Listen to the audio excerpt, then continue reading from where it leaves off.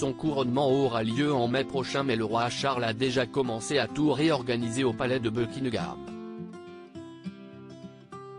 Désireux de moderniser la monarchie anglaise et de révolutionner la manière de gouverner le pays, le fils d'Élisabeth II et du prince Philippe aurait déjà fait des demandes très particulières au personnel du palais, comme le dévoile Mail Online.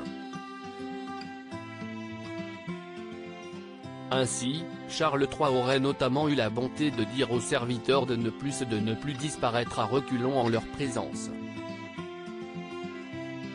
Un geste chevaleresque de sa part. Réputé très strict et un brin tatillon, le roi a également des exigences très étranges, notamment sur la manière de tenir sa chambre et de manière plus générale, ses appartements privés. Il réclame notamment que son pyjama soit repassé tous les matins, mais exige aussi que ses lacets soient eux aussi repassés à plat. Autre demande loufoque de la part du roi, le bouchon de sa baignoire doit être positionné d'une certaine manière, très précise. Lassée des petites manies de Charles III, une femme de ménage aurait récemment démissionné selon Mail Online.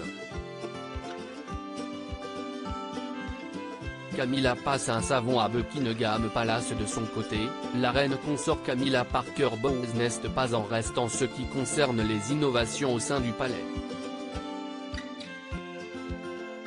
Visiblement maniaque et accro à la propreté, elle aurait ainsi fait une fixette sur les savons de Buckingham qu'elle estime pas assez chaleureux pour leurs convives. Ainsi, elle a demandé à faire remplacer tous les savons du palais pour de beaux savons traditionnels. De plus, elle a indiqué que Buckingham Palace ne devait plus fonctionner comme ces genres de motels impersonnels que vous pouvez trouver sur une aire d'autoroute, et veille à réorganiser les demeures royales pour les rendre plus chaleureuses. Autre petite manie étrange de Charles III révélée par le prince Harry, faire le poirier en caleçon dans sa chambre afin de soulager ses vilains maux de dos. Cet exercice de gymnastique, prescrit par son kiné, était le seul remède efficace contre le mal de dos et les douleurs à la nuque qui lui empoisonnaient l'existence, dû principalement à de vieilles blessures du temps où il jouait au polo. Il se livrait quotidiennement à cet exercice, en caleçon, s'appuyant contre un mur ou suspendu à une barre comme un acrobate aguerri.